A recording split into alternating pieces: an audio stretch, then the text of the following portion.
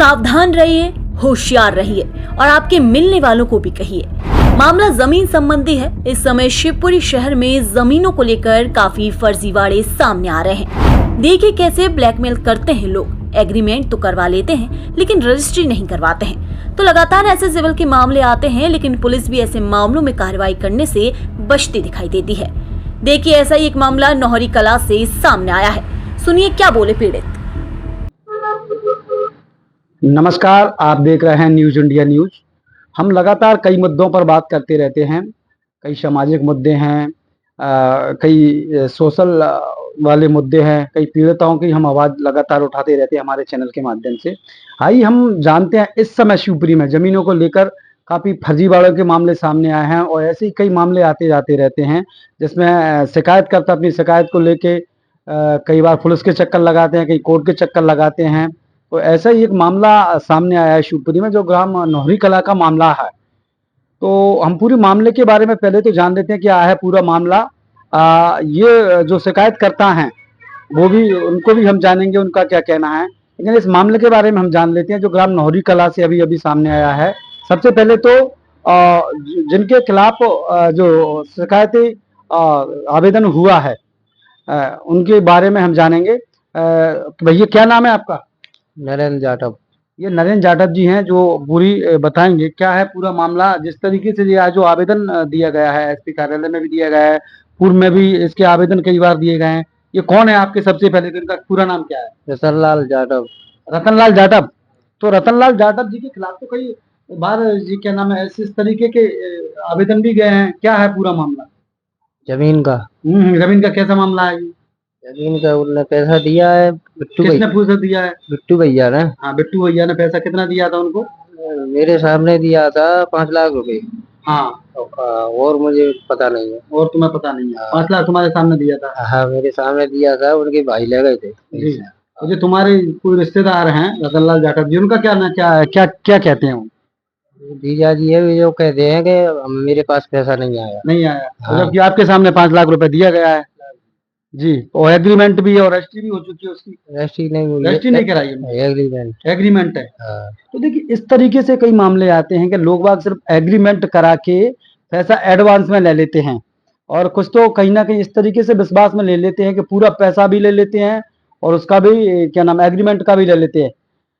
फिर उसके बाद में जब बात आती है रजिस्ट्री की, तो कहीं ना कहीं उनके मन में बड़ा लालच पैदा होता है। तो सामने वाला जो है उसको गुमराह करता है, या तो फिर उसको उससे भी ज्यादा महंगी रेट में करने वाला कोई उसको गुमराह करता है, तीसरी पार्टी। अब हम जानेंगे तो हम वो पीड़ित से जान लेते हैं जिनके साथ में धोखाधड़ी हुई है और लगातार इनको ब्लैकमेल किया जा रहा है। सबसे पहले तो आपका क्या नाम है? दीपेश। दीपेश जी, क्या है ये मामला पूरा जो आप इतनी सारी ये कॉपियां लेके बैठे हुए, कागज वागज, क्या है वो दीपेश जी पूरा मामला?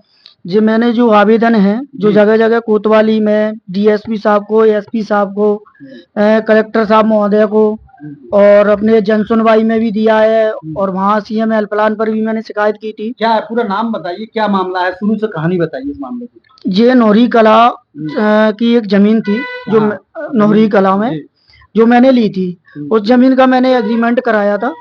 तो एग्रीमेंट कराने पर 12 लाख रुपया उन लोगों को मैंने दे दिया था, रतनलाल जाटव को।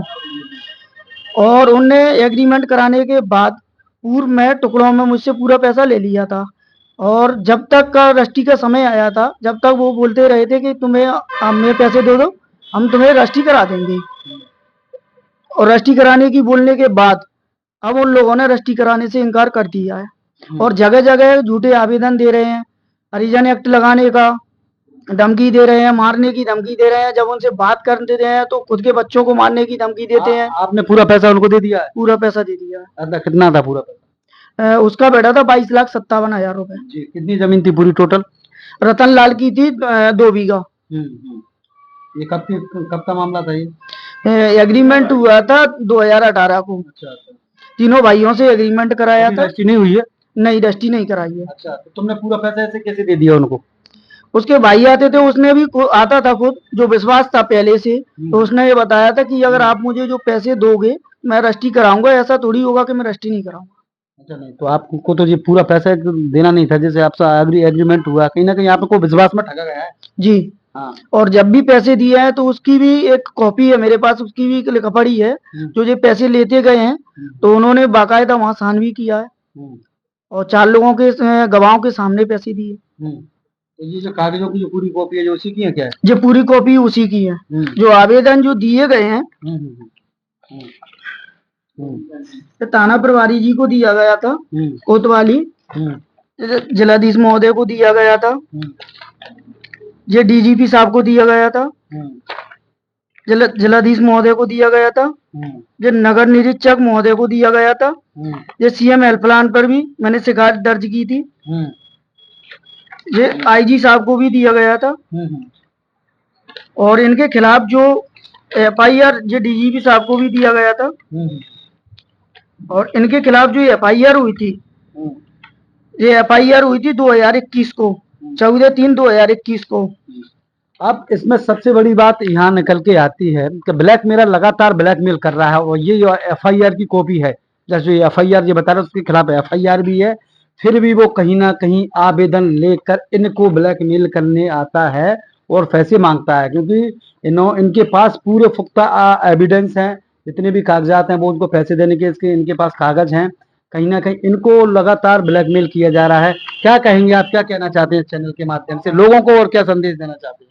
मैं चैनल के माध्यम से सिर्फ इतना ही कहना चाहता हूँ कि मेरे मामा जी हैं देवेंद्र रावत उर्फ बिट्टू रावत, उनका भी आवेदन देता है जी, तो उन्होंने मुझे मारने की धमकी दे रहा है, कट्टा लेके उड़ता है, गाली गलौज करता है, तो हम दोनों को फंसाने की पूरी साजिश उसकी चल रही है। मैं सिर्फ चैनल के माध्यम से यही कहना चाहूंगा कि जो मेरा पैसा डूब गया है, जो मैंने पैसे दिया है, या तो उसकी वो रजिस्ट्री करा दें या मेरा पैसा मुझे वापस करवा दें और उन पे कड़ी से कड़ी कार्रवाई की जाए। तो लगातार इस तरीके से कई फर्जीवाड़े के मामले शहर में आ रहे हैं, तो हमारा कहीं ना कहीं ऐसे लोग हैं वही संदेश है कि ऐसे लोगों से सतर्क रहें और होशियार रहें। कहीं आपने तो नहीं करा लिया है कोई एग्रीमेंट किसी से जिसके अवध में आपने पैसे दे दिए हों। इस तरीके के कई मामले पुलिस के पास पहुंचते हैं, सिविल के मामले होते हैं, पुलिस भी इसमें कुछ ज़्यादा कर नहीं पाती है, लेकिन हमें सबसे ज़्यादा हमारी होशियारी हमें दिखानी है। और एक रजिस्टर्ड एग्रीमेंट होता है उसको भी आप कराएं। इस तरीके से ऐसे कई मामले लगातार कोर्ट तक पुलिस तक आते जाते रहते हैं, तो सतर्क रहें, होशियार रहें।